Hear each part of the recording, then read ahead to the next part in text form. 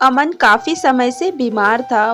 वह तकरीबन सभी तरह के इलाज करा चुका था, पर कोई फ़ायदा नहीं हुआ। अगर थोड़ा बहुत फ़ायदा होता भी तो सिर्फ कुछ वक्त के लिए ही होता और बीमारी खत्म होने का नाम ही नहीं था।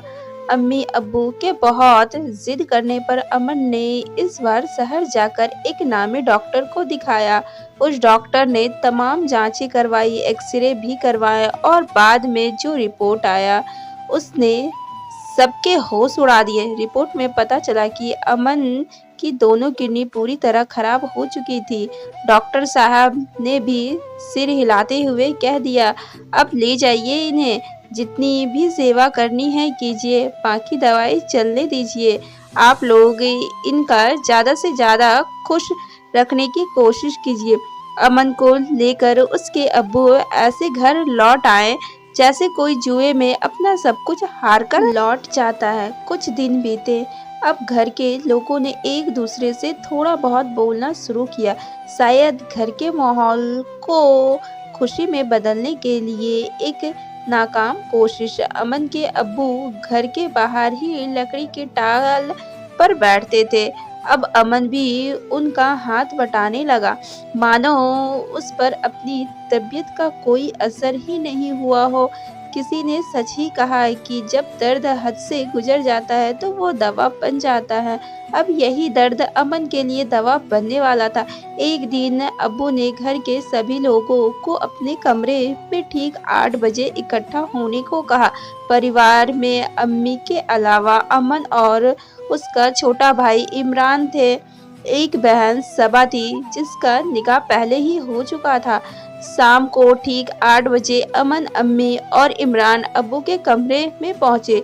थोड़ी देर बाद अम्मू भी कमरे में आ गए, पर आज उनकी चाल में एक अलग तरह की खामोशी थी।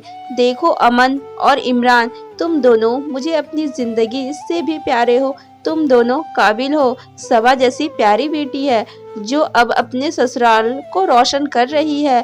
खैर, अब्बू ने एक गहरी सांस छोड़ी और फिर बोलना शुरू किया। इस बार उनके लहजे में थोड़ी सख्ती भी थी।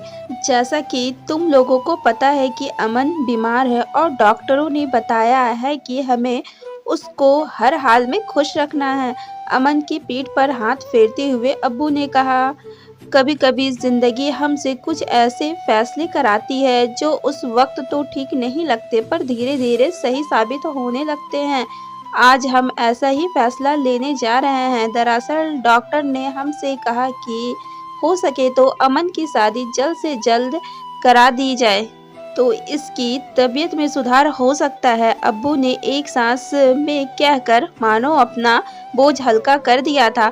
अब्बू का फैसला सुनकर अम्मी तो भूत बनी बैठी रही, पर छोटे बेटे इमरान को यह बात कुछ नागवारा सी लगी, क्योंकि अमन की बीमारी की बात इमरान भी जानता था और वह यह भी जानता था कि अमन भाईजान 1 या 2 साल के ही मेहमान है, क्योंकि जिस आदमी की दोनों किडनी खराब हो चुकी हो उसकी सांसें कभी भी थम सकती है, और ऐसे में उसका निकाह करा देना मतलब एक और बेगुनाह की जिंदगी तबाह कर देना था। इस फैसले का विरोध तो सबसे ज्यादा अमन की ओर से आना था, पर वह तो खामोश सा बैठा हुआ सब कुछ सुन रहा था। तो क्या यह माना जाए कि अमन भी मरने से पहले अपनी जिंदगी पूरी तरह से जी लेना चाहता था, या फिर यूँ कह ले कि मरने से पहले वह किसी औरत के जिस्म को पूरी तरह समझ लेना चाहता था। और उसी समय अमन के चेहरे पर बेबसी के साथ एक चमक भी थी जिसे वह बखूबी सबसे छिपा ले रहा था। आप लोग जैसा सही समझे वैसा करें, कहकर अमन अपने कमरे में आ गया और आखिरकार जल्दी जल्दी में अमन का निकाह तय हो गया। लड़की गरीब घर की थी, वह बेहद खूबसूरत थी। पूरे घर में निकाह की खुशियाँ थी, पर इमरान का मन भारी था। उसका जी चाह रहा था कि वह जाए और लड़की वालों को रिपोर्ट के सारे कागज दिखाकर सब कुछ सच बता दे, या फिर अमन के पास जाकर खूब खरी खोटी सुनाए। पर यह मुद्दा इतना संजीदा था कि इमरान ने अपने जुबान सिल ली और आंखों पर पट्टी बांध ली। निकाह हो चुका था। अब्बू और अम्मी के चेहरे पर खुशियां चमक रही थी। पर इसके पीछे जो काली बादल थी उससे सब अनजान थे या अनजान होने का दिखावा कर रहे थे। अमन और नाज की शादी को 1 साल पूरा हो गया और नाज पेट से थी, यानी वह माँ बनने वाली थी। घर में सब खुश थे पर हमेशा अंदर ही अंदर डरे हुए। और फिर वह दिन भी आ गया जिसको कोई भी बोलना नहीं चाहता था। अमन की तबीयत अचानक बिगड़ गई। पीर फकीर झाड़ फूक कोई कसर नहीं छोड़ी गई, पर सब बेनाम साबित हुआ। नाज अब बेवा हो चुकी थी। उस पर दुखों का पहाड़ टूट पड़ा था। सभी का समझाना बुझाना बेकार साबित हुआ। वह तो रो रो कर बेकाबू हुए जा रही थी। आंसू थे कि थमने का नाम ही नहीं ले रहे थे। कहते हैं कि वक्त बहुत बड़ा मरहम होता है और इस मरहम ने इस परिवार पर भी अपना असर दिखाया। और रोना पीटना तो नहीं था, पर नाज की उदासी और उसके कमरे से आती सिसकियों का जवाब किसी के पास नहीं था। और होता भी कैसे? अगर नाज के बेवा होने में कोई जिम्मेदार था तो यही सब लोग थे। अमन को गुजरे 6 महीने हो गए थे तब अब्बू ने अपने घर में मोहल्ले के एक बड़े बुजुर्ग, शहर के काजी और नाज के अब्बू को बुलाया।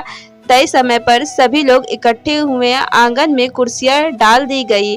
शरबत पानी के बाद अब्बू ने बोलना शुरू किया। आप मेरे बुलावे पर मेरे घर तशरीफ लाए हैं, इसका मैं शुक्रिया अदा करता हूँ। और जैसा कि आप लोगों को मालूम है कि मेरा बड़ा बेटा अमन अब नहीं रहा। घर में उसकी बेवा है और वह बच्चे की माँ भी बनने वाली है। उसकी आगे की जिंदगी बेहतरीन से गुजरे और हमारे घर की इज्जत घर में ही रहे। इसके लिए हम चाहते हैं कि हमारी बहू को हमारे छोटे बेटा इमरान सहारा दे और नाज से निकाह कर ले, जिससे नाज को सहारा भी मिल जाएगा और उसके आने वाले बच्चे को अपने अब्बा का नाम भी मिल जाएगा। अगर मेरी बात से किसी को कोई ऐतराज हो तो बेझिझक अपनी बात कह सकता है। कहकर अब्बू चुप हो गए। अब्बू की बात का हर शब्द इमरान के कानों में चुभता चला गया। आज अब्बू क्या करना चाहते हैं? पहले तो बीमार अमन का निकाह करा दिया और अब उसकी बेवा से मेरी शादी कराना चाहते हैं। ठीक है, नाज भाभी को सहारे की जरूरत है, पर मेरी भी ख्वाहिश है, मेरे भी अरमान है। इमरान सोचता चला गया। मोहल्ले के बुजुर्ग काजी किसी को कोई दिक्कत नहीं थी।